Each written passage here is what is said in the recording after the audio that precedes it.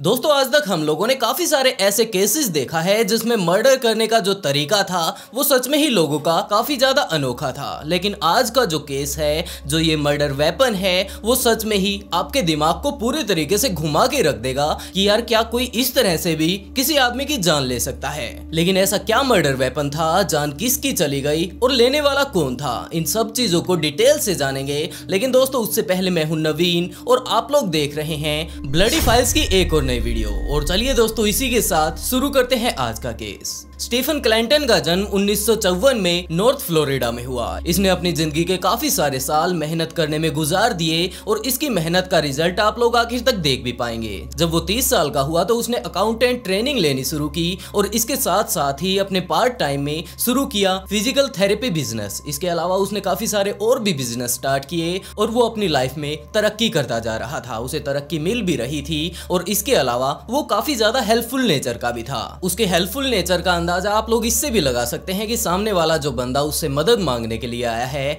चाहे वो फाइनेंशियली उससे पैसे मांगने के लिए आया हो या फिर वो अपनी जिंदगी में आगे चलकर कोई काम धंधा करना चाहता हो, तो स्टीफन उसे पैसे भी दे देता और इस बात में भी उसकी मदद किया करता था कि किस तरह का बिजनेस वो कर सकता है और किस चीज में आगे चलकर उसका फ्यूचर सेफ होने वाला है। वो अपने दोस्तों के साथ, अपने परिवार वालों के साथ काफी ज्यादा हंसी खुशी रहा करता था और किसी भी तरह की उसे कोई प्रॉब्लम नहीं थी। वो अपने साइड बाय साइड काफी सारे और भी बिजनेस चलाता है और साथ ही जमकर उस पर मेहनत करता है। और उसकी मेहनत का आप लोग इस बात से अंदाजा लगा सकते हैं कि जब वो सिर्फ 42 साल का हुआ तो उसने सारी चीजों से रिटायरमेंट ले ली कि अब मेरे पास काफी सारा पैसा हो चुका है। और असल में उसके पास इतना सारा पैसा हो भी चुका था कि वो अब पूरी जिंदगी आराम से बैठकर खा सकता था और वो हर रोज खुलकर भी खर्चा करता है, तो उसे इस लाइफ में तो पैसे की कमी पड़ने वाली नहीं। वो अपने सारे के सारे काम धंधों से रिटायरमेंट ले चुका था, लेकिन अभी भी एक चीज ऐसी थी जिससे उसने रिटायरमेंट नहीं ली और वो था उन लोगों को बिजनेस आइडिया बताना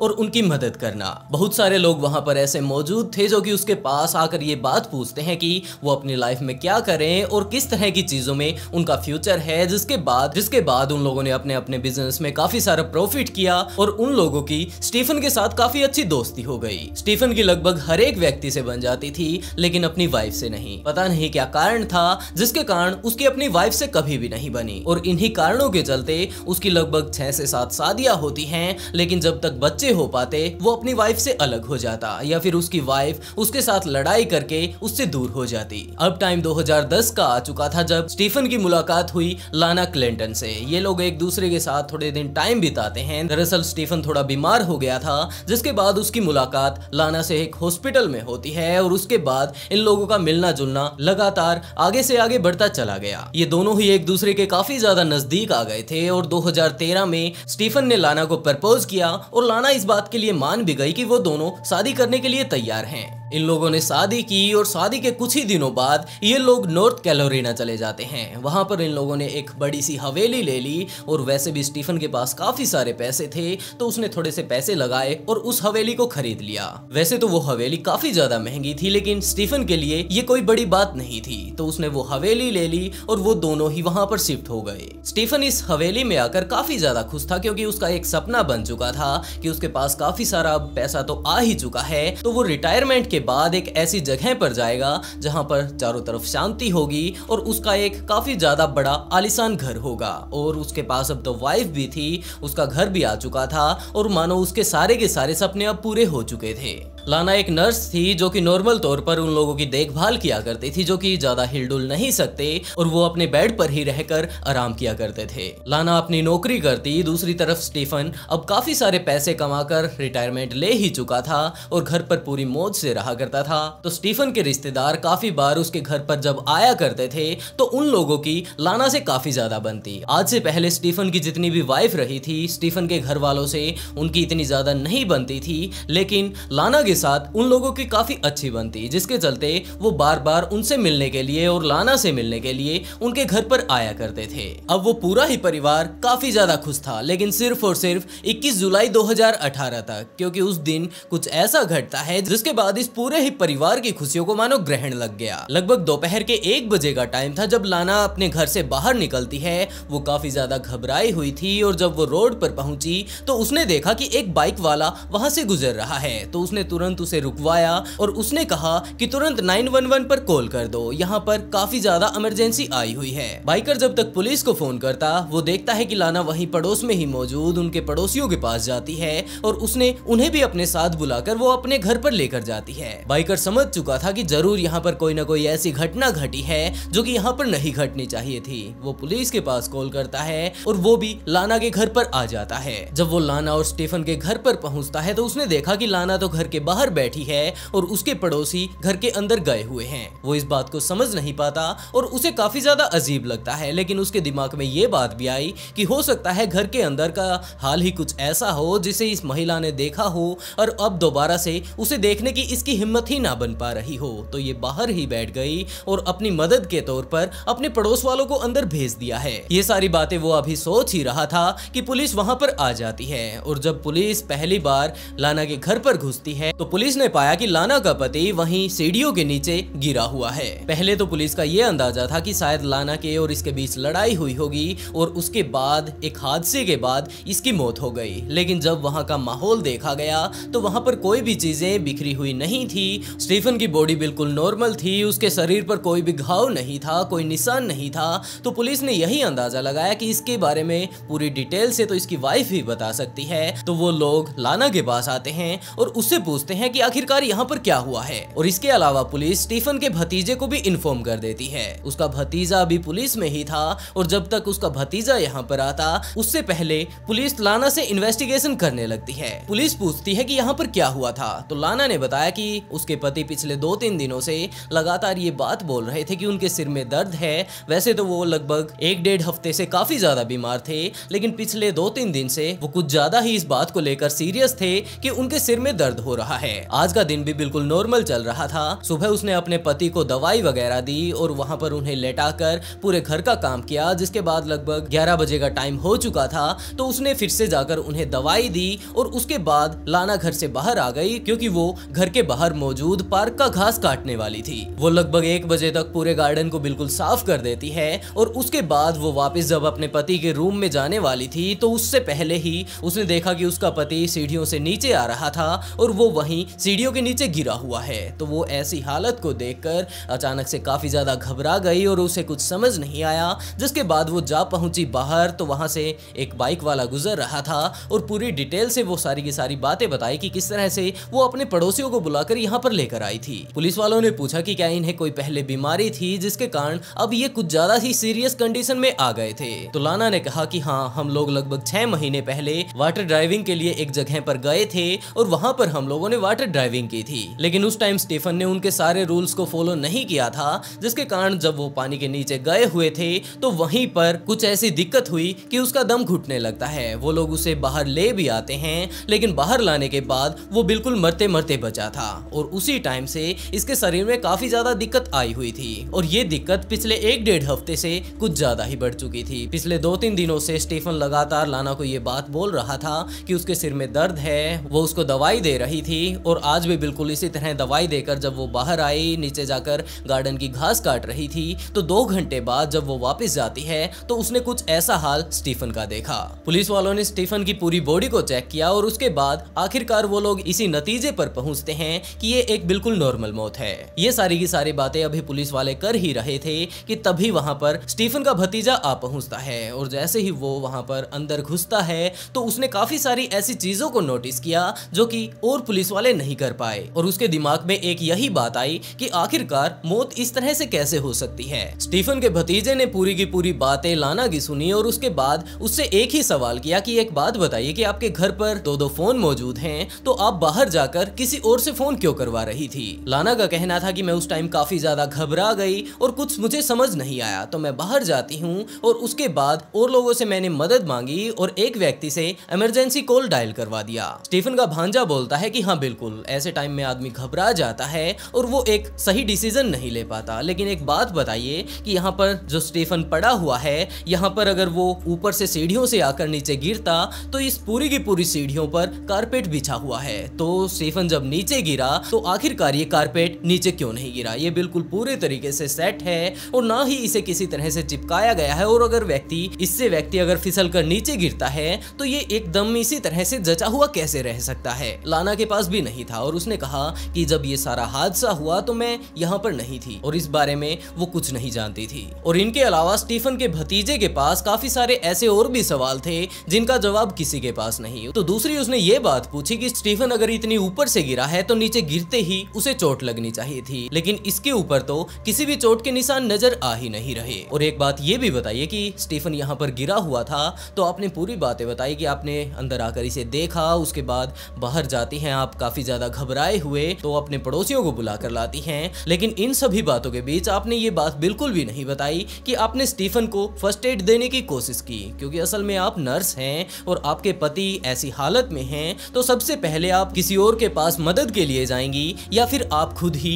इनकी मदद करेंगी, जबकि आप खुद ही एक नर्स हैं। इन सभी बातों के जवाब लाना के पास नहीं थे और इसी तरह के सवाल करते करते स्टीफन का भांजा स्टीफन के रूम में जा पहुंचता है और वहां पर जाकर जो चीजें देखता है उसका दिमाग चकरा गया, क्योंकि स्टीफन का जो मेन बेड था जहां पर वो लेटा रहा करता था बीमारी के टाइम पर, वो उसका बेड और उसका गद्दा पूरे तरीके से टॉयलेट से भीजे हुए थे। वो वापस आकर लाना से ये बात पूछता है कि आप एक इस तरह की नर्स हैं जो कि केयर करते हैं कुछ ऐसे लोगों की जो कि अपना काम खुद नहीं कर सकते, तो आपने अपने पति को ही कुछ ऐसी हालत में क्यों छोड़ दिया। तो लाना ने ये बात कहनी शुरू की कि मैंने पहले तो इसे काफी अच्छे से साफ कर रखा था, लेकिन आखिरी बार जब वो 11 बजे उन्हें दवाई वगैरह देकर गई उसके बाद ही कुछ ऐसी घटना घटी होंगी कि उन्होंने यहीं पर बाथरूम कर दिया और उसके बाद वो नीचे उतरकर मुझसे मदद मांगने के लिए आ रहे होंगे और मुझ तक पहुंचने से पहले ही वो यहाँ पर गिर गए। तो पुलिस वालों ने लाना से ये बात कही कि आपके दिमाग में ये बात तो जरूर चल रही होगी कि आखिरकार आपके पति के साथ असल में हुआ क्या है, तो इस बात को जानने के लिए हमें इनका पोस्टमार्टम करना होगा। प्लीज इस बात की अथॉरिटी आप हमें दे दीजिए और उसके बाद सारी की सारी बातें सामने आ जाएंगी कि आपके पति के साथ आखिरकार हुआ क्या था। तो लाना इस बात से साफ इनकार कर देती है और उसने कहा कि मैं ऐसा नहीं कर सकती। पुलिस वालों ने फिर से पूछा कि स्टीफन का अगर पोस्टमार्टम हो जाता है तो सारी सच्चाई सामने आ जाएगी और इस बात का भी आपको अंदाजा हो जाएगा कि आखिरकार आपकी जिंदगी में जो ये भूचाल आया है ये किस कारण से आया है। तो लाना ने साफ इनकार कर दिया। उसने कहा कि मेरे पति कुछ ज्यादा ही ड्रग्स वगैरह लिया करते थे और पोस्टमार्टम में अगर ये सामने आता है तो उनकी बेइज्जती होगी और इस बात को लाना बिल्कुल भी नहीं चाहती थी। लेकिन जो स्टीफन का भांजा था जो कि पुलिस में लगा हुआ था उसने इस बात से साफ इनकार कर दिया कि हाँ उसके चाचा थोड़े अतरंगी मिजाज के थे जो कि कभी कभार थोड़ी बहुत ड्रग्स वगैरह ले लिया करते थे, लेकिन इतना एडिक्ट वो कभी भी नहीं थे कि उन्हें नशेड़ी ही घोषित कर दिया जाए। लेकिन लाना ने इस बात से साफ इनकार कर दिया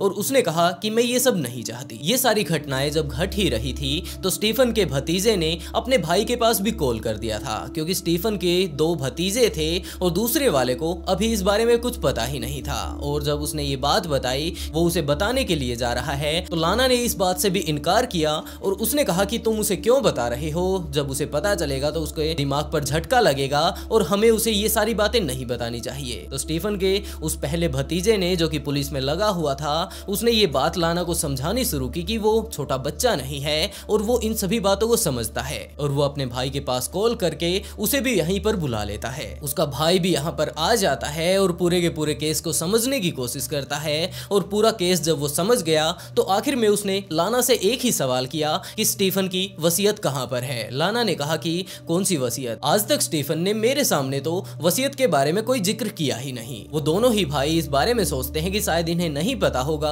और अब हम क्या कर सकते हैं, लेकिन उन दोनों भाइयों को लाना के ऊपर थोड़ा थोड़ा शक हो रहा था कि ये काफी सारी अजीबोगरीब हरकतें कर रही हैं। तो पहले तो उन्होंने स्टीफन का पोस्टमार्टम नहीं करवाया और उसे यूं ही दफना दिया गया उन लोगों के रीति रिवाजों के अनुसार, लेकिन काफी ज्यादा जो अजीब बात थी वो ये थी कि इस घटना के सिर्फ 2 हफ्ते बाद ही लाना ने अपने सारे के सारे घर के सामान को बाहर निकाला और उनके रिश्तेदारों को ये बात कही कि स्टीफन से रिलेटेड जो कोई भी सामान है अगर आप लोग लेकर जाना चाहते हैं तो ले जाइए। मेरे को इन सारी चीजों को देखकर काफी ज्यादा उसकी याद आती है तो मैं इसे कचरे में फेंक रही हूँ। ये चीज देखकर स्टीफन के दोनों भतीजे काफी ज्यादा चक्कर में पड़ गए कि यार ये किस तरह की महिला है, अभी भी इसको सामान की पड़ी है, इसका पूरा परिवार उजड़ चुका है, इसका जो पति था वो इससे दूर जा चुका है और ये इस तरह से सामान में उलझी हुई है और हो ना हो इस महिला में ही किसी न किसी तरीके की गड़बड़ है। तो स्टीफन के वो दोनों भतीजे पुलिस में जाते हैं और वहां पर जाकर उनके वो भतीजे तो थे ही तो फैमिली मेंबर के तौर पर इस बात की रिक्वेस्ट डालते हैं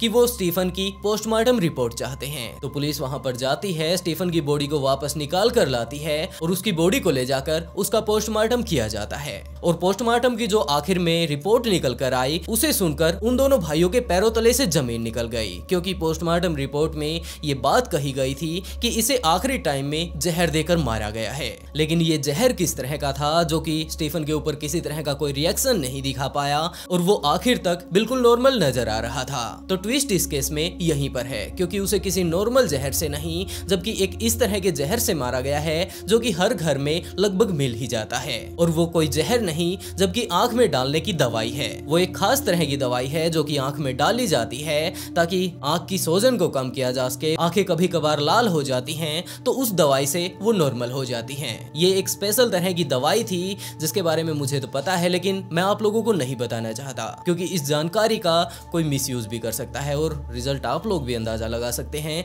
कि किस तरह का सामने आएगा। स्टीफन को आंख में डालने वाली एक ऐसी दवाई हाई डोज में दी जाती है जिसकी ना तो कोई स्मेल होती है ना ही कोई टेस्ट होता है। अगर उसे पानी में मिलाकर सामने वाले को पिला दिया जाए तो उसे पता ही नहीं चलेगा कि उसने वो दवाई पी ली है, और ना ही वो सूंघ पाएगा कि इस पानी में वो दवाई डाली गई है। और इस घर में डॉक्टर के तौर पर एक ही बंदी थी जिसका नाम है लाना, तो हो ना हो ये सारा कांड उसने ही किया होगा। और अब सारी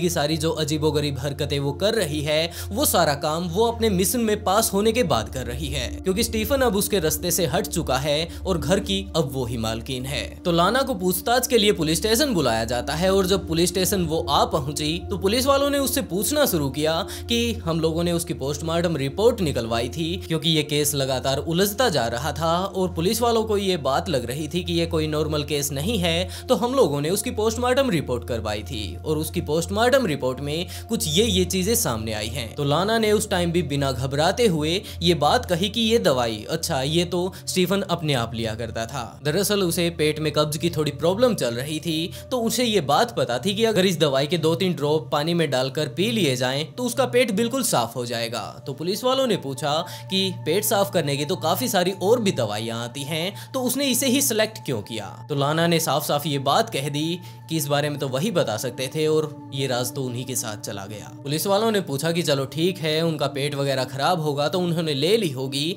लेकिन इसकी जो मात्रा है वो इनके शरीर में काफी ज्यादा दिखा रही है, और ऐसे में डॉक्टर के तौर पर आप ही इनके घर पर रहा करती हैं और आप दोनों के अलावा वहां पर कोई भी नहीं रहता। उनके पास काफी सारे पैसे थे, तो फाइनेंशियली उनके पास कोई प्रॉब्लम नहीं थी, और वैसे भी उनके जो फैमिली मेंबर हैं, फ्रेंड्स हैं, उनकी जितने भी स्टूडेंट रहे हैं, उन सभी ने एक ही बात बताई थी कि वो काफी ज्यादा हंसमुख किस्म के इंसान थे। तो वो अपनी खुद की तो जान लेने से रहे, तो हो ना हो ये आपने ही कांड किया है, और ये आपने क्यों किया है इस बारे में थोड़ा डिटेल से बताइए। तो लाना ने पहले तो इस बात से साफ इनकार कर दिया, और धीरे धीरे कर वो इस बात को कहने लगती हैं कि आपको वो लग रहा होगा कि काफी ज्यादा शरीफ आदमी था और काफी ज्यादा हंसमुख किस्म का था, लेकिन असल बात मैं आपको बता सकती हूँ, क्योंकि उसके साथ मेरी शादी हुई थी। असल तौर पर उसे देखा जाए तो वो मुझे काफी ज्यादा अब्यूज करता था। वो घर के अंदर मुझे काफी टॉर्चर करता था, गाली गलौज मेरे साथ किया करता था, और इसी तरह जब वो ये दवाई लिया करता था तो मैंने ये बात सोची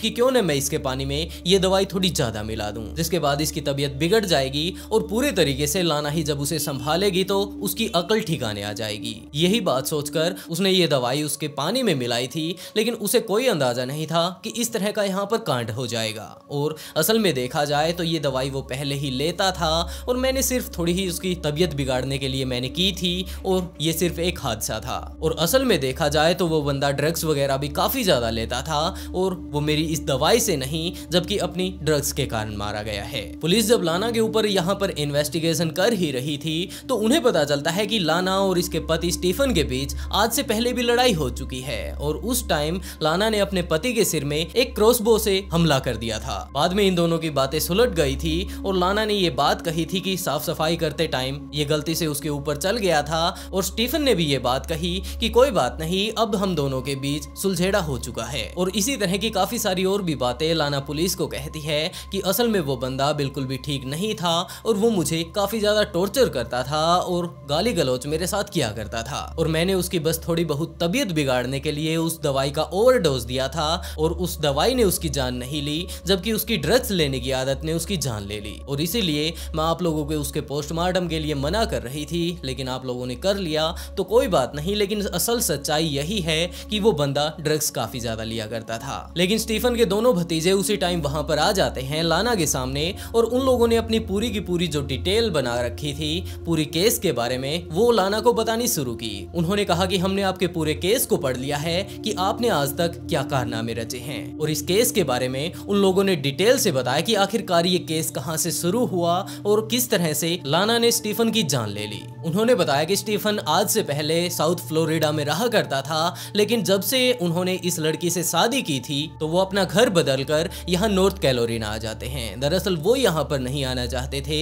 जबकि लाना उन्हें यहाँ पर लेकर आई थी, क्योंकि बात अगर साउथ फ्लोरिडा की जाए और वहां पर किसी महिला के पति की मौत हो जाती है तो उसकी प्रॉपर्टी के ऊपर उसकी वाइफ का हक नहीं हो सकता। लेकिन नॉर्थ कैरोलिना के अगर केस में देखा जाए और यहाँ पर अगर किसी महिला के पति की मौत होती है तो उसकी सारी की सारी प्रॉपर्टी, सारा का सारा पैसा उसकी पत्नी को ही मिलता है। और यही कारण था कि ये महिला हमारे चाचू को वहां से इधर लेकर आती है। और उसके बाद जो आप लोगों ने वो केस देखा था जहां पर इसने एक क्रॉसबो उनके सिर पर मारा था, वो गलती से नहीं जबकि जानबूझकर मारा था, लेकिन उस टाइम मेरे चाचू की इनसे जान बच गई और उस टाइम इन दोनों के बीच लड़ाई होती है और ये दोनों आपस में बाद में संधि कर लेते हैं। लेकिन अब की बार लाना ने पूरी प्लानिंग बना रखी थी कि आखिरकार उन्हें किस तरह से मारना है, जिसके चलते आंखों में डालने वाली दवाई उन्होंने उन्हें पानी में मिलाकर दे डाली। और अब की जो हालत है आप लोग देख ही सकते हैं कि किस तरह से वो बंदा यहाँ पर आकर नीचे गिरता है, लेकिन गिरने के बाद उन्हें किसी तरह की चोट नहीं लगती और वहां पर जहां पर ये गिरे हुए थे